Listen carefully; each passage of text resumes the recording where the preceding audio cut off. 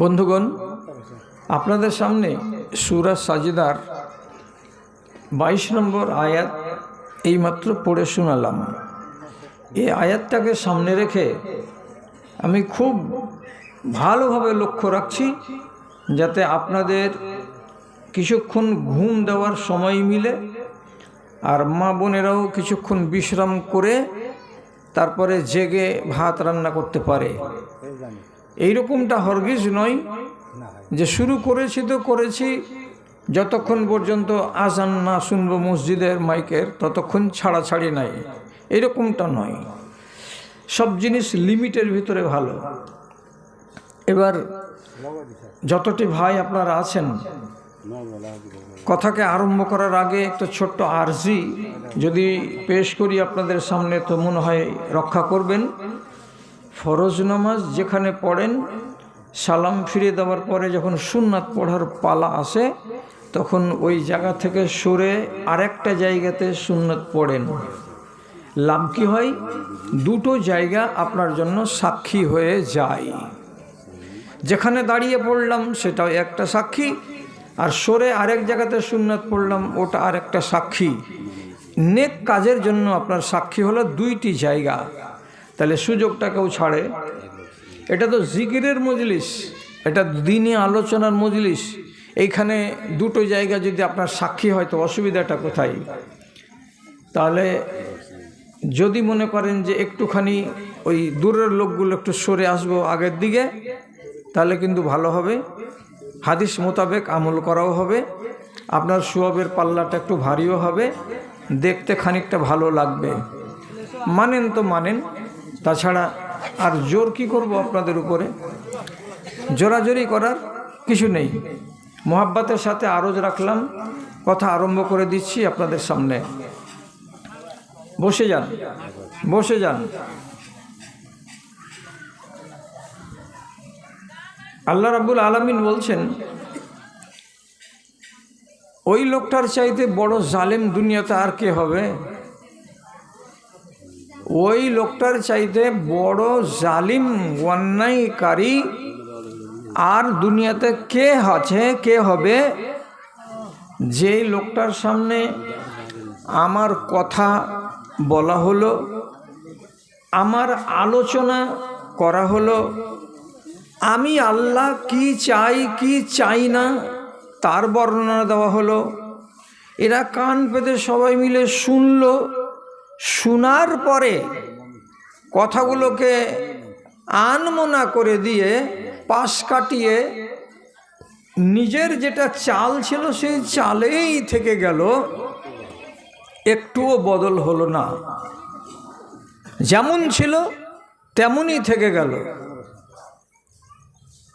তাহলে এই লোকগুলো আমার কথা শোনার পরে যদি তার প্রতি সমর্থন জ্ঞাপন না করে, পাশ কাটিয়ে চলে যায় এবং নিজের মতো করে জীবন কাটায়, তাহলে এদের চাইতে বড় জালিম আর কে হবে এই দুনিয়ায়?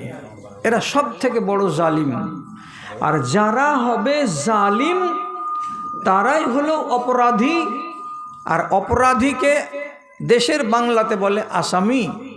আর যারা হবে আসামি, আল্লাহ তাআলা বলছেন, ওয়াইন্না মিনাল মুজরিমিনা মুনতাকিমুন, আমি যে কোনো আসামির কাছ থেকে বদলা চুকিয়ে নিব, ছেড়ে দিব না। হয় দুনিয়াতে বদলা চুকিয়ে নিব, আর না হয় আখেরাতে বদলা চুকিয়ে নিব। আমি যদি প্রয়োজন মনে করি তাহলে দুনিয়াতেই নিয়ে নিব, আর আমি যদি মনে করি যে এর বদলাটা আমি আখেরাতে নিব, তাহলে আমি আখেরাতে নিব। আমি কিন্তু অপরাধীকে ছেড়ে দিই না, ছেড়ে দিইনি। এইটা হলো আল্লাহ রাব্বুল আলামিনের ফরমান। এবার আপনারা আমার সামনে যতটি লোক বসে আছেন, আর ডান দিকে আড়ালে যে সমস্ত মহিলা মা খালারা বসে আছেন, উনাদেরকে বুঝাতে শুধু এইটুকু কথা বলছি, আল্লাহর কোরআনে আপনাকে কিছু করার কথা বলেছেন, এবং আল্লাহর কোরআনে কিছু এমন কথা আপনাকে বলা হয়েছে যেগুলো আপনি জীবনে করবেন না। এই কথাগুলো কি আপনাদের জানা নেই? এতটি মানুষ আপনারা বসে আছেন, বাড়ির পাশে এত বড় জুমা মসজিদ, এখানে সারাটা বছরে 52টি জুমার খুতবা হয়। প্রত্যেকটা খুতবা 25 মিনিট করে হয়। এক এক দিন এক একজন আলেম মিম্বারে উঠে আলোচনাগুলো করেন। কোনো দিন নমাজ, কোনো দিন রোজা, কোনো দিন হজ, কোনো দিন জাকাত, কোনো দিন পিতামাতার সেবা, কোনো দিন হালাল রুজি, কোনো দিন পর্দা হয়ে গেল। কখনো আবার আলোচনা হয় সুদের ভয়াবহতা, কোনো দিন আলোচনা হয় মদ এবং নেশার, কখনো আলোচনা হয় ব্যভিচারের, কখনো আলোচনা হয় বেপর্দার, কখনো আলোচনা হয় মিথ্যা কথা বলার, কখনো আলোচনা হয় পরের মালকে লুটেপুটে খাওয়ার, কখনো আলোচনা হয় পিতা মাতার সঙ্গে অসৎ ব্যবহার করার, কখনো আলোচনা হয় তালাকের, বিবাহ এবং শাদীর। তাহলে আপনারা বলুন ইনসাফ করে যে কোনটা আল্লাহ চান আমার কাছে আর কোনটা চান না আল্লাহ আমার কাছে, এই কথাগুলো কি আমাদের জানা নেই? সব জানা আছে। আপনারা তো ভাগ্যবান ইনসান যে আপনারা আহলে হাদিস। হানাফিদের মসজিদে আপনি যাবেন তো জুমার নামাজে খুতবাতে কি হবে, এখানে কিতাব খুলে দেয়া মৌলভী সাহেব আরবিতে 3, 4, 5, 6 লাইন পড়লো, আর পড়ে টড়ার পরে খুতবা শেষ করে দিয়ে নামাজ পড়িয়ে আপনাকে বিদায় করে দিল। যেই লোকগুলো ছিল অশিক্ষিত, যারা খেটে খাওয়া দিনমজুর, শরিয়তের কোনো শ পর্যন্ত জানে না, তারা যেই তিমিরে ছিল সেই তিমিরেই থেকে গেল, কিচ্ছু শিখতে পারলো না।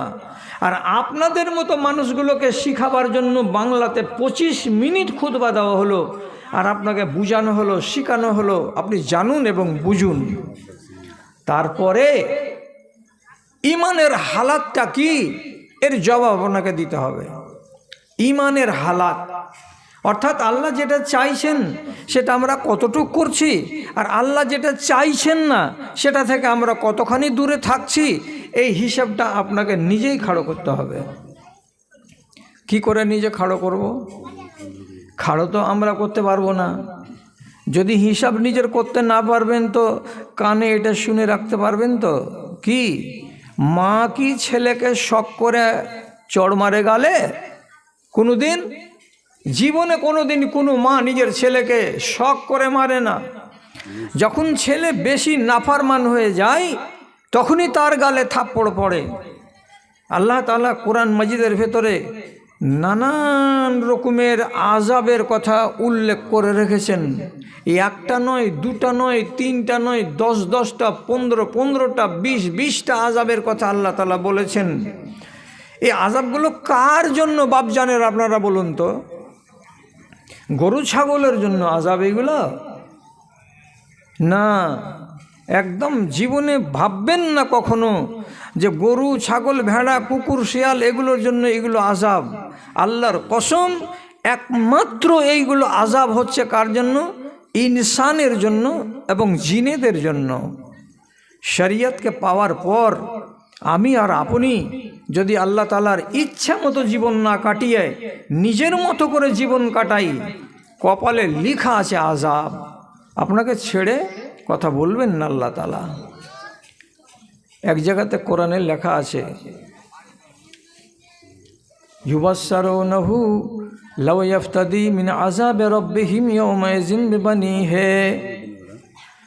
চোখের সামনে দেখানো হবে এগুলো লোককে আল্লাহ রাব্বুল আলামিন আযাবে দিয়েছেন। কেমন আযাবে দিয়েছেন? কাল্লা ইন্নাহা লাযা নাযাআতান লিশাওয়া। এমন আগুনের আযাব দিয়েছেন যে তাদের শরীরের চামড়াগুলোকে ছিঁড়ে নেওয়া হয়েছে, উপড়ে নেওয়া হয়েছে। যেমন খাসিকে খালিয়ে, গরুকে খালিয়ে তার চামড়াকে খিঁচে নেওয়া হয়, টেনে নেওয়া হয়, এইরকম একগুলো মানুষকে রব্বুল আলামিন কিয়ামতের দিন আযাবে মুবতালা করেছেন। তাদের বুকের চামড়াকে এবং পিঠের চামড়াকে খিঁচে দিয়েছেন এবং চামড়াকে টেনে নিয়ে তাদের মাংসকে উদাম করে দিয়েছেন। এটা কি সামান্য আযাব? আহারে, এটা তো সামান্য আযাব নয়। কেন করেছেন পরে বলছি আপনাকে। আরেক জায়গাতে আল্লাহ রাব্বুল আলামিন বলছেন, খুযুহু ফাগুল্লুহু সুম্মা ফি সিলসিলাতিল জাহিম সাল্লুহু। একগুলো মানুষকে 70 গজ মোটা মোটা শিকল দিয়ে, লোহার জঞ্জির দিয়ে উল্টো দিকে হাতকে বেঁধে আর পাকে বেঁধে মুখের ভরে হিঁচলাতে হিঁচলাতে টেনে নিয়ে যাওয়া হবে। কোথায়? তো জাহান্নামে। কেন হাত বাঁধা হলো?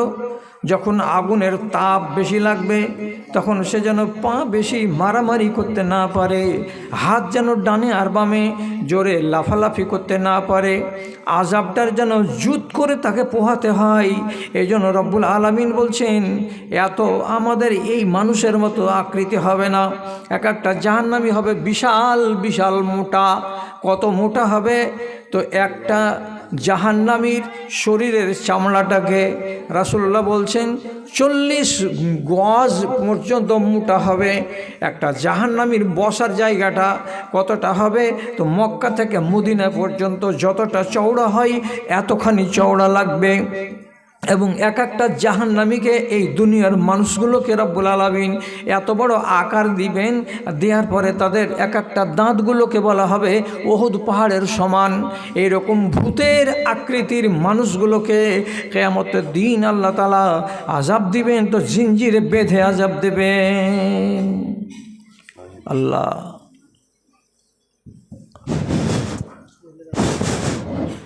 মানুষকে যদি মারে তা হাত পা নড়াচড়া করতে পেলে, হাত পা যদি নাড়াচাড়া করতে পাই তো কিছুটা ওকে আরাম লাগে। আপনাকে হাত পা নড়তেই দেওয়া হবে না। এই আযাবটা কেন? কোরআনে এর আলোচনা আছে। এগুলো মানুষ একটু খেয়াল করবেন, শুধু কথাগুলোর দিকে খেয়াল করবেন। আপনার মতো একটা মজবুত মানুষের খেতে খেতে যদি একটা মাংস গলাতে গিয়ে আটকে যায় কতটা ঠেলা লাগবে। জীবনে যার আটকেছে সেই জানে, তাছাড়া আপনাকে আমি বুঝাতে পারবো না। বহাল তবিয়তের মানুষের যদি শ্বাস বন্ধ হয়ে যায় আর ওর হাত আর পা সব ঠিক আছে, তো কত ঠেলা লাগবে শ্বাসটা বন্ধ হয়ে গেলে আপনি জানেন? আল্লাহু আকবার। খানার জন্য পেরেশান হয়ে জাহান্নামী খানা চাইবে, তো আল্লাহ তাআলা বলবেন যাও, এরা যখন খাবার চাইছে তো কিছু খেতে দাও। কি দিব যে আল্লাহ খাবার? তো রব্বুল আলামিন কোরআনে বলছেন, ইন্না শাজারাতাজ যাকুম তাআমুন আসিম কাল মুহলি ইয়াগলি ফিল বতুন। ধতুরার গাছে যেমন ফল ধরে কাটা কাটা, ঠিক এইরকম সাইজের জাহান্নামের আগুনে এগুলো ফল ফলবে, তার নাম হলো জাক্কুম। তাতে থাকবে বড় বড় কাঁটা। খিদার জ্বালা সামলাতে না পেরে একটা এই দুনিয়ার মুসলমান মানুষ যখন তাকে হাউ মাউ করে কামড়ে খেয়ে নিবে, ফলটাকে পেট ভরাবার জন্য খাবে, কিন্তু ললি পর্যন্ত এসে সেটা আটকে যাবে, নিচু দিকেও যাবে না, উপর দিকেও উগলাতে পারবে না, শ্বাসটা বন্ধ হয়ে যাবে। আপনি ভেবে দেখুন তো কতটা কষ্ট হবে। একে তো আগুনের জ্বালা সারাটা শরীর ফুলছে, তার উপরে অতিরিক্ত জ্বালা যে দমটা বন্ধ হয়ে আছে। আর তার চাইতে বড় কথা, আপনি মনে মনে ভাববেন আমি মরে যাব তো আরাম পেয়ে যাব। যখন আমার নিঃশ্বাসটা বন্ধ হয়ে যাবে তখন আমি আযাব আর বুঝতে পারবো না।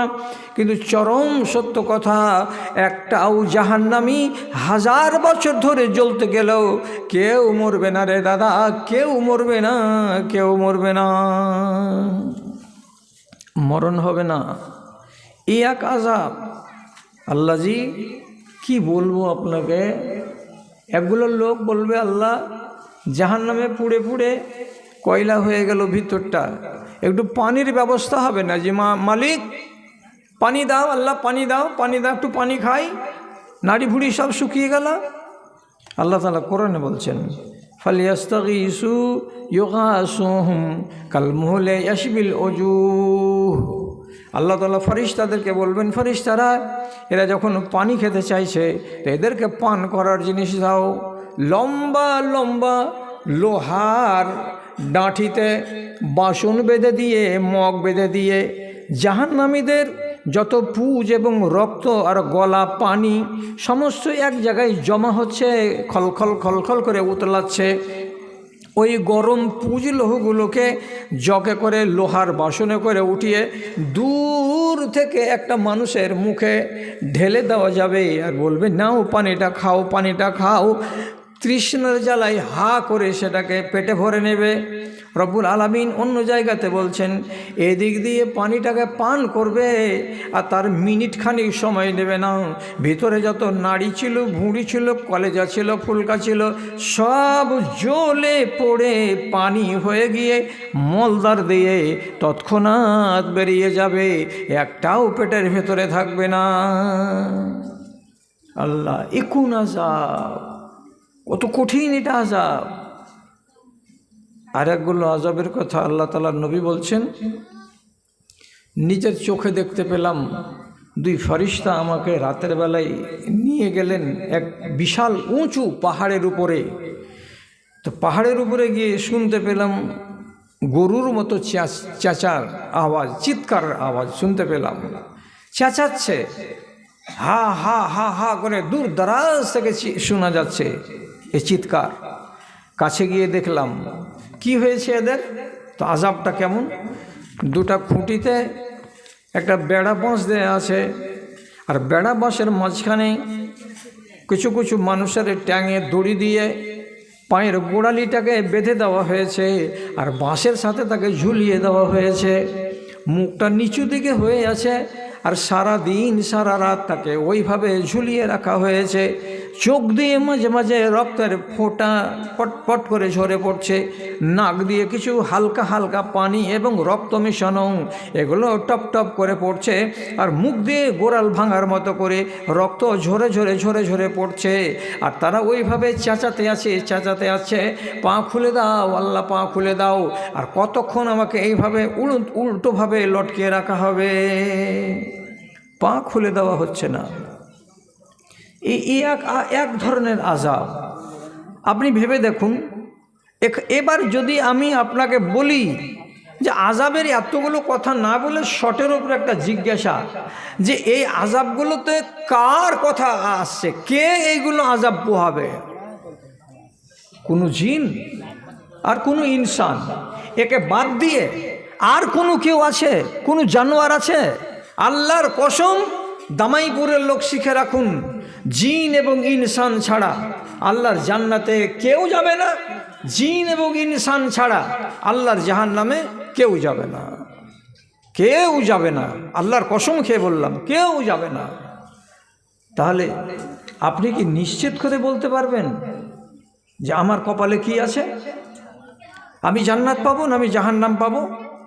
যদি আপনার ভেতরে এমন কোনো বদ চলন থাকে, যেই বদ চলনটাকে আপনি মুছে নিতে পারেননি আপনার গা থেকে, তাহলে আপনাকে আযাবের মুখে পড়তে হবে। কোনটা আযাব ভাগে পড়বে আমি তা জানি না, তবে এতটুকু বলে দিতে পারবো যে একগুলো আযাবকে আল্লাহ তাআলা নির্দিষ্ট করে দিয়েছেন কিছু মানুষের জন্য। যেমন আপনাকে বলি, একটা আযাব, মানুষ একটা বহাল তবিয়তের কি হচ্ছে, নদীতে সাঁতার দিতে দিতে আসছে, কিনারাতে এসে খাড়ো হচ্ছে, বড় একটা পাথর দিয়ে আল্লাহর এক ফেরেশতা তার মাথাতে দম করে মারছে, আর যেমনি মারছে 7 টুকরো হয়ে যাচ্ছে মাথাটা, চারিদিকে এদিক ওদিক হয়ে যাচ্ছে। তারপরে আল্লাহর ফেরেশতা যে পাথরটা দিয়ে মারল, সে পাথরটাকে কুড়াতে গেল, কুড়াতে গিয়ে ওকে 1 মিনিট টাইম লাগলো কুড়িয়ে আনতে। পাথরটাকে কুড়িয়ে আনতে নাই, আর ওই 7 টুকরো মাথাটা তার আবার গোটা হয়ে গেছে। যেমনি গোটা হয়ে যাচ্ছে মাথাটা, আবার দিচ্ছে খুব জোর করে মাথাটাকে ঠুকে, 10 টুকরা হয়ে চারিদিকে মগজগুলো ছিটে ছিটে যাচ্ছে, আর এই সিলসিলা চলতেই আছে। জিজ্ঞেস করা হলো নবীজিকে, এই আযাবটা কার? ইউসলাগু রাসাহু ইয়াউমাল কিয়ামাতে, যার মাথাটাকে এমনি করে চুরমার করে দেওয়া হচ্ছে, এরা কারা? তো রাসূলুল্লাহ বলছেন, হুমুল্লাযীনা ইয়ানামুনা আন সলাতিল ফজরে, যে লোকগুলা ফজরের নামাজকে ছেড়ে দিয়ে নাকে তেল দিয়ে বাড়িতে বসে শুয়ে শুয়ে ঘুমাতো, এমন মানুষগুলোকে এটা আযাব দেওয়া হয়েছে। আচ্ছা, এটা তো নির্দিষ্ট হয়ে গেল। এখন আপনি বলুন, এর আগে যদি শুনে না থাকেন তো আজকে তো শুনলেন। এবার আর একটা কথা বলি, আপনি যদি নিজের ঈমানটাকে তাজা করতে চান তাহলে কোরআন আর হাদিসের কথা শুনুন, এর বাইরের কথা নয়। একটা লোক আবেদ দিনদার মরে গেছে, কবর দেওয়া হলো। কবরে আল্লাহ তাআলা বলে পাঠালেন ফেরেশতাদেরকে যে এর হিসাব নিকাশ করার আগে একে 100 কোড়া আগে পিটো, তারপরে হিসাব হবে। 100 কোড়া মারো, তারপরে হিসাব হবে। ফেরেশতারা এসে বললেন তোমাকে 100 কোড়া মারা হবে। লোকটা কাকুতি মিনতি করে বলছে আমি তো নামাজ পড়া লোক ছিলাম, রোজাদার ছিলাম, আমাকে মারিও না ভাই, তোমরা 10 কোড়া কমে গেলে 90 হলো, 90 মারবো। আবার বললো যে আমি তো দানকারী ছিলাম, আমি তো সত্যবাদী ছিলাম, আমাকে মারিও না ভাই। 10 কোড়া কমিয়ে তাকে 80 কোড়া করা হলো। এই করে কমাতে কমাতে কমাতে কমাতে শেষের বেলায় রব্বুল আলামিন বলে পাঠালেন 99টা কোড়া তার মাফ করে দেওয়া হলো, কিন্তু একটা কোড়া তাকে মারতেই হবে, এটা ছাড়া হবে না। একটা কোড়া মারো। এবারে একটা কোড়া মারার যখন হলো তো লোকটা কি করবে, তো কবরে মেরে দেওয়া হলো 1 কোড়া। যেমনি জোর করে তার মাথার উপরে কোড়া মারা হলো, দুম করে একদম, আল্লাহু আকবার। কবরের ভেতরে আগুন জ্বলে গেল, সব কিছু পুড়ে ছাই হলো, কাফনও গেল, পাটাতনও গেল, কাফন টাফন আর যত কিছু ছিল সব চলে গেল, পুড়ে ছাই হয়ে গেল। লোকটার গাগুলো পর্যন্ত কালো কালো হয়ে গেল। আগুন যখন নিভালো তখন লোকটা শান্ত কণ্ঠে ফেরেশতাদেরকে জিজ্ঞেস করে বলছেন লেমা জাল্লাতুমুনি, তোমরা যে আমাকে মারলে একটা কোড়া, হিসাবের আগে কিসের জন্য আমাকে কোড়াটা মারলে? আমার অপরাধটা কী ছিল ভাই? কি ভুল করেছিলাম আমাকে কোড়াটা মারা হলো? ফেরেশতারা জবাব দিলেন, জবাবটা শুনেন, ইন্নাকা সাল্লাইতা সালাতান বেগাইরে তাহুরিন, তোমার ভুল আছে দুইটা ভুলের কি? একটা হলো তোমার বাড়ির দরজাতে একদিন একটা ফকির এসে ক্ষুধার জ্বালা নিয়ে বলছিল 2টা আমাকে দানা দাও, তুমি দানা না দিয়ে পাশ কাটিয়ে পালিয়ে গেছিলে, এটা 1। আর 2 নম্বর হলো তুমি জীবনে একটা নামাজ পড়েছিলে, যেই নামাজটা তুমি বিনা ওযুতে পড়েছিলে, তোমার খেয়াল ছিল না তুমি ইচ্ছা করে করেছিলে সেটা তুমি জানো। বিনা ওযুতে একদিন একটা নামাজ আদায় করেছিলে, যার জন্য তোমাকে এই সাজাটা দেওয়া হলো, নচেত সাজা হতো না। বিনা ওযুতে একদিন একটা নামাজ পড়েছে, তার জন্য তার কবরে একটা কোড়ার কারণে আগুন জ্বলে গেল। নামাজটা কি ছেড়ে দিয়েছিল লোকটা? ছাড়েনি তো, নামাজ তো পড়েছেই, কিন্তু একদিনের ঘটনা যে বিনা ওযুতে সে নামাজ পড়েছে, তার জন্য যদি তার কবরে আগুন জ্বলে যায়, দাউ দাউ করে কাফন পুড়ে যায়, পাটাতন পুড়ে যায়, তাহলে এই মজলিসে যারা বসে আছেন পুরুষ লোক আর ডান দিকে যারা বসে আছে মায়ের জাত, এরা কি ভাববে বাড়ি গিয়ে একবার যে আমার কত ওয়াক্তের নামাজ ছুটেছে এবং আমার কবরে কতটি কোড়া বর্ষণ করা হবে হিসাবের আগে? যদি কথাগুলোকে শুনে মানতে পারেন তাহলে ওয়াজ শুনেন, আর কথা যদি মানতে না পারেন তাহলে ওয়াজ শুনে জীবনে কোনোদিন লাভ হয়নি আর লাভ হবে না। ভাই আমার, এটাও তো এক ধরনের আযাব। কাদের জন্য? কোরআনে আল্লাহ তাআলা বলছেন লাআমলাআন্না জাহান্নামা মিনাল জিন্নাতি ওয়ান নাসি আজমাইন, আমি অবশ্যই জাহান্নামের পেটটাকে ভর্তি করে দেব, পেটকে ভরে দেব। কাকে দিয়ে ভরব? জিনেদের আল আওলাদকে দিয়ে ভরব এবং ইনসানের আল আওলাদকে দিয়ে ভরব। যত জাহান্নামে জ্বলবে সব জিনের ছেলেপিলে এবং ইনসানের ছেলেপিলে। জাহান্নামের পেট আল্লাহ ভরে দিবেন। আর সাজা কারা পাবে? ভুল যারা করবে তারাই পাবে। ভুল যদি থেকে কবরে যান তাহলে সাজা অবধারিত, আর ভুল যদি ঘাট থেকে নামিয়ে কবরে যেতে পারেন তাহলে আলহামদুলিল্লাহ, আপনি নিস্তার পেয়ে গেলেন। কাউকে আল্লাহ রাব্বুল আলামিন ছেড়ে দেননি। ভুল যার হয়েছে তাকেই আল্লাহ তাআলা শিক্ষা দিয়েছেন। আপনাকে শোনাবো কি? একটি মাত্র ভুলের কারণে, মাত্র একটি ভুলের কারণে আল্লাহ রাব্বুল আলামিন ফেরেশতাদের সর্দার, কোটি কোটি মিলিয়ন মিলিয়ন ফেরেশতাদের সর্দার ইবলিস শয়তানকে আল্লাহ তাআলা বিশাল বড় একটা চেয়ার দিয়েছিলেন, সম্মানের চেয়ার। কিন্তু এই ইবলিস আল্লাহর একটা কথাকে না মানার কারণে রব্বুল আলামিন তার মুখে কপালে ঝাঁটা মেরে দিয়েছেন, আর দেওয়ার পরে চেয়ারখানাকে কেড়ে নিয়েছেন, আর ওকে রাজিম মানে লাঞ্ছিত বানিয়ে দিয়ে 7 আসমানের উপর থেকে জমিনে নামিয়ে দিয়েছেন। আর সারা দুনিয়া কোন এই শয়তান ঝাঁটা খেয়ে বেড়ায়, আর ঝাঁটা খাবে আর না খাবে আপনি ভালো করে বুঝেন। পৃথিবীতে যত মুসলমান আছে সবাইকে বলা হয়েছে তোমার কাজ হলো ইবলিস শয়তানের মুখে জুতা মারা। মারেন না? মনে পড়ে না? মানেন না? মনে পড়ে না তো মনে পড়িয়ে দিচ্ছি আমি। বায়দবাণী যখন পড়া হলো, তারপরে আপনাকে এবার নমাজে দাঁড়িয়ে বিসমিল্লাহির রহমান আউযুবিল্লাহিস সামিউল আলিম মিনাশ শাইতানির রাজিম বিসমিল্লাহির রহমানির রহিম, তারপরে কোরআন তেলাওয়াত শুরু হবে। তাহলে একজন মুসলমান নমাজে দাঁড়াবে তো কোরআন তেলাওয়াত শুরু করার আগে তার পহিলা নম্বর কাজ হলো ইবলিশের মুখে জুতা মারা। আপনারা এইরকম করে নামাজ পড়েন না? আউযুবিল্লাহিস সামিউল আলিম মিনাশ শাইতানির রাজিম বিসমিল্লাহির রহমানির রহিম আলহামদুলিল্লাহি রাব্বিল আলামিন।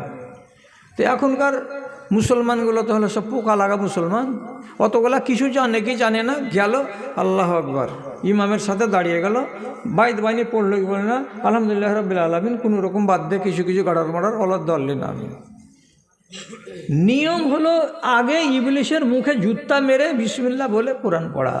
তাহলে কত বড় সাজাওয়ার উপরে পড়েছে আল্লাহর একটা হুকুম মানেনি বলে, একটা আদেশকে আল্লাহর অমান্য করার কারণে কত বড় সাজা পড়লো যে কিয়ামত পর্যন্ত ওর কপালে জুতা চলতেই আছে, পড়তেই আছে। ওকে আল্লাহ ছেড়েছে কি? আল্লাহ তাআলা আদম আর হাওয়াকে মাপ দেননি, ওরা ভুল করেছিল। আল্লাহ বললেন গাছের তলায় যেও না, এরা বুঝলো না, গাছের তলায় গেল, ফল পাড়লো, ফল খেলো, আর যেমনি ফল পেড়ে ফল খেলো আল্লাহ নিষেধটাকে মানলো না, সাথে সাথে তাদের গা থেকে জান্নাতি পোশাক খসে পড়ে গেল। আর দুটাই পূর্ণাঙ্গ মানুষ, 60 গজ হাত লম্বা লম্বা দুজনই, 60 গজ হাত লম্বা, এত বড় দুজন মানুষ জান্নাতে ছিল। দুজনের গা থেকে সমস্ত কাপড় খসে পড়ে গেল, 1 ইঞ্চি রইল না, আর দুজনই নাঙ্গা। আল্লাহ কোরআনে কি বলছে? তফেকা ইয়াকসিফানি আলাইহিমা মিন ওয়ারাকিল জান্নাতে, জান্নাতের বড় বড় পাতাওয়ালা গাছ থেকে 2-4টা করে পাতা পেড়ে, যেমন সেগুন গাছের পাত বড় বড় হয়, এমন পাতাগুলোকে পেড়ে হযরত আদম আলাইহিস সালাতু ওয়াস সালাম একটাকে আরেকটার সঙ্গে জোড় দিয়ে নিজের সতরটাকে ঢেকেছেন, আর মা হাওয়া অমনি করে নিজের সতরটাকে ঢেকেছেন, আর 2টা পাতা দিয়ে নিজের বুকের সামনটাকে ঢেকে রেখেছেন। আল্লাহ বলছেন আমার দেওয়া কাপড়গুলো কই? আমি যে জান্নাতি কাপড় দিয়েছিলাম কাপড়গুলো গেল কোথায়? তোমার গায়ের পাঞ্জাবি কই, পায়জামা কই, গেঞ্জি কই, টুপি কই, তোমার শাড়ি কই, তোমার সায়া কই, তোমার ব্লাউজ কই? দুজন মুজলুম হয়ে তাকাচ্ছে। কেন? হিসাব গোলমালিয়ে দিয়েছে যে আল্লাহ তুমি নিষেধ করেছিলে একটা কথা, নিষেধটাকে মানিনি, যখন মানিনি সাথে সাথে আমাদের উপরে আযাব চলে এসেছে। কি বলেছিলেন আল্লাহ? ওই গাছের তলায় যেও না, গাছের তলায় যেও না, ফল খেও না। একটা নাকে না মানতে পারার কারণে আল্লাহ তাআলা তার নবীকে ছেড়ে দিলেন না, আযাবে গ্রেফতার করলেন। তাহলে আপনাকে আমি সামনে বসিয়ে বলছি, দাদা আমার, আল্লাহর আদেশ কতটি আছে, আপনি কয়টা মানেন? আল্লাহর নিষেধ কতটি আছে, আপনি কয়টা মানেন? অঙ্ক করে দেব? অঙ্ক করে মেয়েদের তরফ থেকে ৭,১৫০ টাকা, মেয়েদের পক্ষ থেকে। আচ্ছা আচ্ছা, আলহামদুলিল্লাহ, ঠিক আছে, শেষের বেলা আরেকবার হবে। কি বলবো আপনাকে? আল্লাহর আদেশগুলো সবটি পালিত হচ্ছে কি হয় না? আমি মেসাল উদাহরণ দেওয়ার জন্য বলছি। কি আপনারা রোজার মাসে খানা খাবেন না, আর কোনো মহিলা খানা বানিয়ে দিবে না। রোজার মাসে রোজা ছাড়া লোক আছে না নাই? আছে।